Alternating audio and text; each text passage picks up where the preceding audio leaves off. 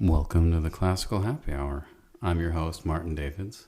This is the show where my guests and I talk about music while enjoying a tasty beverage. Then we try to play some music together. Today's guest is Heather Miller-Lardon. Hi, Heather. Hi, Marty. Awesome to have you on the show. So for people that don't know you, can you tell me a little bit about what you're doing for work these days? I live in the suburban Philadelphia area, and I freelance there as a Baroque double bassist, and also in Boston, where I play with the Handel and Haydn Society. Cool.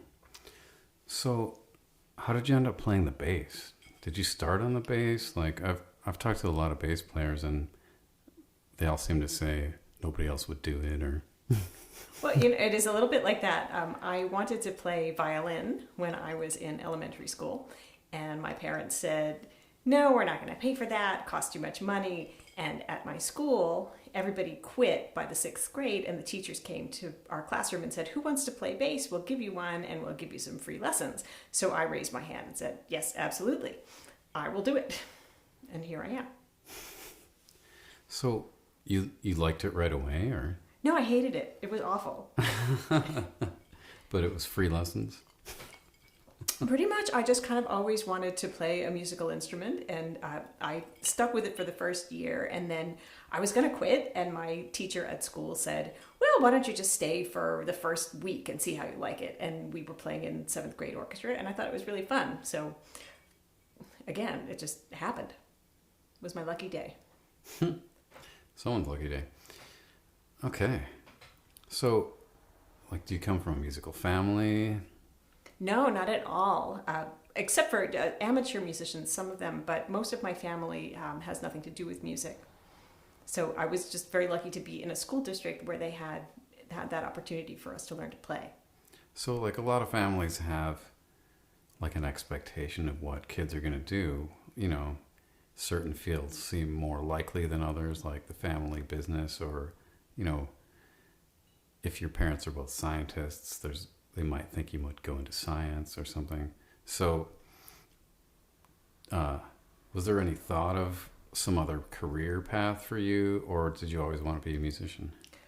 I think my parents would have liked me to have been something like a doctor or a lawyer, but they did say, the only thing we care about is that you go to college, and what you want to do is up to you.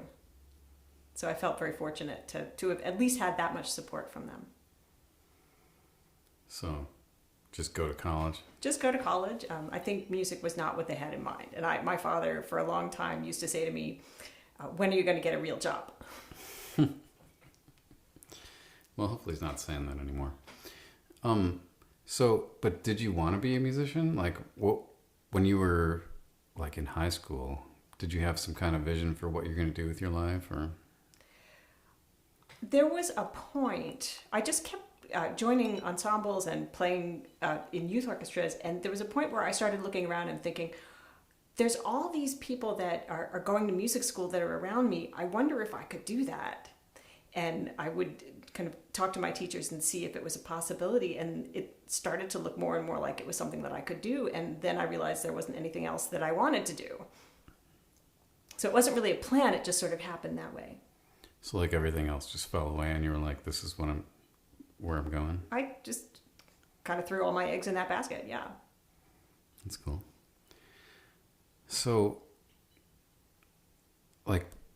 how did you get into Baroque bass? I mean, no one's teaching that in 7th grade. No, they definitely were not, although I do that with some of my students. I had some opportunities when I was studying at the Curtis Institute to play Baroque music in chamber orchestras, and we did have one professor who was doing some historical performance practice and had us listening to very early recordings and trying to play Vivaldi without vibrato and using portamento in Wagner, things like that were completely new to me. And I thought it was amazing to try those things out. So those were some of my most intense musical experiences when I was in school. And after I graduated, I was freelancing in the Philadelphia area, and I happened upon a job that was all period instrument players. But I didn't know it. Someone asked me to sub, and I just showed up with my modern bass and my steel strings, and people started to play Beethoven, and it didn't sound like anything I had ever heard before. And by the end of the first rehearsal, I was sold that was the thing I was going to do. I didn't know that people did that and in this country. And I just did everything I could to try to find out how to do it myself. Cool. So did you like go back to school to learn historical bass, or how did you do it? Well, I did go back to school. It wasn't specifically for historical bass. I got a degree in historical performance practice from Cornell because in my undergraduate work, I didn't do a whole lot of music history, and I felt like I needed to get a little more background. So, like, what kind of stuff were you studying at Cornell?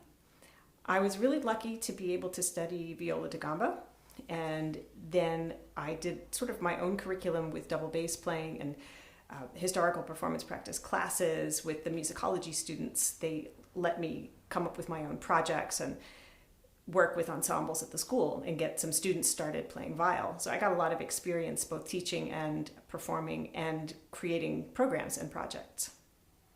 So, like the double bass, I feel like even professional musicians don't really know that much about it. Like it's just like a big violin family member.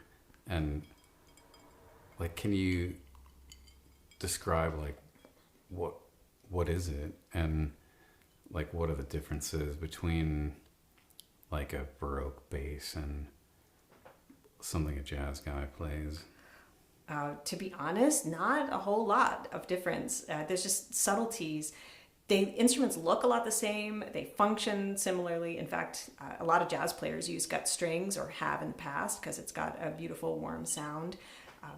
But the differences between Baroque violin and Baroque double bass and the modern counterparts are not all that different. It's the bass bar is going to be lighter, the neck angle is going to be shallower, and then we have obviously the gut strings and a lot of the more cosmetic things. One of the big differences on my instruments is that I use frets, and the frets are tied at half-tone intervals throughout the neck up to the neck block. So there's 7 of them. And what they do, they do give some indication as to where you should put your fingers and help with intonation, but they also act as a false nut. So they make every string that you play sound like it's an open string. You get a whole lot of resonance that way. So is it louder? Is the Baroque bass louder? Or No, is it louder having frets on it than if you took them off? Oh, that's a really good question. I think that they are, and you're able to keep the strings a little bit higher so you can get a little more tension on them that way. And because the strings are so thick, it prevents them from buzzing as much as they might otherwise. But not all bass players in the 18th century used them. Some people really didn't like them. So it's not really a matter of authenticity. It's just something that I particularly like. So if I go see a Baroque orchestra, like not all the bass players are going to have frets. Some might, maybe none will, or maybe all of them will. Yeah, and they might even be using different tunings within the same orchestra, especially for later music. I just played a concert where I was using a tuning that was, we call it Viennese tuning. It's thirds and fourths, F, A, D, F sharp, A from the bottom up, and a sort of standard double bass tuning is E, A, D, G, and you might find both of those tunings in the same orchestra. It kind of covers all the bases, so to speak. You have like a lot of the notes on open strings. It can sound really amazing. So, like, would you plan that out with your section? Like, who's going to tune what way, or do people just make their own decisions? Well, it usually comes out in the wash, so they might make their own decisions, or we might chat about it in advance and say, hey, what are you going to do here? What are you going to do there? And it's just fun to experiment with that. So, like, is there a standard tuning for the instrument? If there was one, it would be the most common one, E, A, D, G, from the bottom to the top in fourths. So, is it, I want to say, like more of an orchestral instrument than other members of the string family, or is it just suitable for everything? Well, the nice thing about the bass is that all music has a bass in it. So you could say that it's useful for whatever you want. I mean, in my world, it's mostly an orchestral instrument, but it can be used obviously any number of ways. Yeah, but like you don't hear too many like sonatas for double bass and continuo kind of thing. Or... Well, maybe you don't, but yeah, no, that's why I'm asking. No. Are there a lot of those, or No, we don't have a huge solo repertoire, especially a historical one. You find things that are written by composer performers like, say, Bottesini. We have a few concerti. We have, in the 18th century, there were tons of concerti, maybe, I want to say, in the neighborhood of 30. I should know the answer to this, but I don't. For the Viennese double bass, in fact, Haydn wrote one that's now lost. It's kind of a shame. So there was a little golden age of that. But even with all of that, it's more of a contemporary thing. There's a lot of amazing music being written for double bass today. like solo? Solo repertoire. It's being added to chamber groups. There's a lot of people writing for sort of standard chamber formations that used double bass in the past. Like there will be people writing things with the Trout Quintet instrumentation or the Beethoven Septet instrumentation that includes double bass, and they use it more as a soloistic instrument, or they can if they want to. And it's really exciting to see what's being done in that arena. So they'll be like, okay, we've got this famous quintet that's got bass in it and these other instruments, so let's have a concert where we compose a piece for the same people. Exactly. So you can, utilize the people that you have for the whole concert. There's a lot of pressure on that composer. I think they like the structure sometimes. Yeah. You got to have some limitations, otherwise what are you going to do, right? Exactly. Anything could come out. Okay, so like what instruments do you play? I play, in addition to modern double bass, I play Baroque double bass, Viennese double bass, which is that 5-string instrument I was talking about. I play what we call G violone, which is an instrument that is the double bass member of the viola da gamba family. It's got 6 strings. It's also fretted and tuned with thirds and fourths, G's on the outside. The D violone, which is the same thing, only it's a fourth lower. Have I said them all? Is that bigger? It's bigger, usually bigger or a little bit bigger. They can vary in size. There's no standard size for these instruments. They were really very experimental even when they were built, had to do a lot with what was available to the maker and what the person commissioning the instrument wanted out of it. So you play various types of bass and also the viola da gamba. That's right. Okay. So, with violin playing, there's like not that many ways to hold the bow. I mean, there are some historical ways that not a lot of people do anymore, like with your thumb on the frog, or, there's even like thumb on the frog, pinky underneath the screw and stuff. But with the bass, aren't there like kind of 2 schools of holding the bow? And do you guys all use like similar bows, or are there a variety of bows? Oh, good question. So the 2 standard bow holds that we use today are called overhand, or some people call that French style because of where it was popular, and underhand, or German bow. So, and you'll see that in those areas of the world. And they are both, I would say, equally popular depending on where you are. In the United States, where I was trained, everybody played French bow. And so that was what I learned originally. And now, because you see in iconography and paintings and drawings of people playing in the 18th and 19th centuries, more people were playing underhand, at least that you can see. It doesn't mean that they weren't playing overhand, but you see quite a lot of people playing underhand. And so I also learned that way of playing after the fact. And that's, of course, how everyone plays the gamba, right? That is how everyone plays the gamba, but it's a little bit different because on the gamba, you're holding the bow, you're controlling the sound with the hair, which is not how you play, obviously, violin or double bass on the standard bow holds. So with your German grip, you're not touching the hair with your fingers? No, I'm not. You've got like a big frog you're just gripping. It's a giant frog, and it's a very wonderful tactile feel to just pull the bow and scrape the string that way.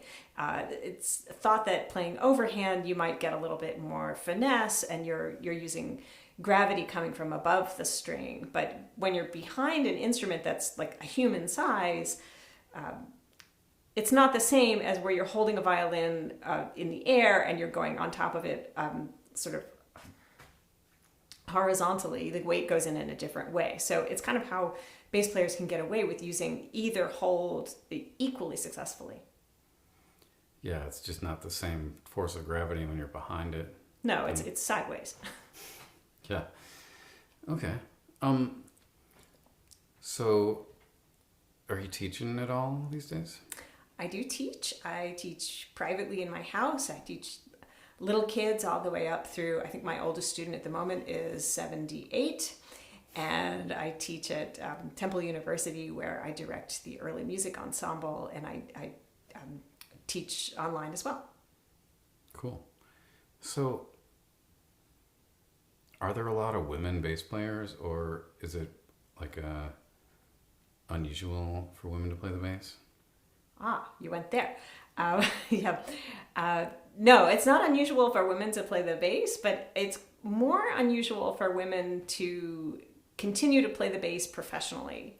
When I was studying, there were a lot of young women playing when I was in high school, when I was in college, and the further you go on, the more you see women not so frequently in the field. I would say it's harder for them to get jobs, or you don't see them as much getting full-time jobs yet, but there are more and more of them. As a matter of fact, a female bass player just won an international Bach competition, which is really amazing. Nina Bernat. We're really excited to hear about that. So just looking forward to watching women take over more and more in our field. Yeah, it's great. So like the Handel and Haydn, are you the first female principal double bass player they've had? I don't know the answer to that question. It's possible. So do you know who was principal bass before? Oh, yes, it was my wonderful colleague, Rob Nairn. Oh, okay. I know Rob. Yeah. Then he went off to Down Under. He went back to Australia. So it's our loss and my gain. Nice. Well, anyway, congratulations. I know we celebrated when you won the job. Remember that? Yeah, thanks, Marty. Okay. So do you have any like advice for young musicians? Advice for young musicians. Well, one of the things I often say is there's so much room to be the kind of musician that you want to be. So for those who aspire in our field, I think to pay attention to what things bring you great energy and great joy. For me, it's always been teaching and playing in this historical style. Those are the things when I found them, I was more awake and more alive and more myself. And those were the things that I put my energy into pursuing. And whatever that is for you, I think you want to pay attention to it, and you will be most successful that way. Okay. So look for the thing that really attracts you and just dive in. Yeah, I think that's a sign for yourself that that's where you're going to be most able to learn what you want to learn. You're going to be most motivated, and you'll find a way for yourself if you really care about those things. Yeah.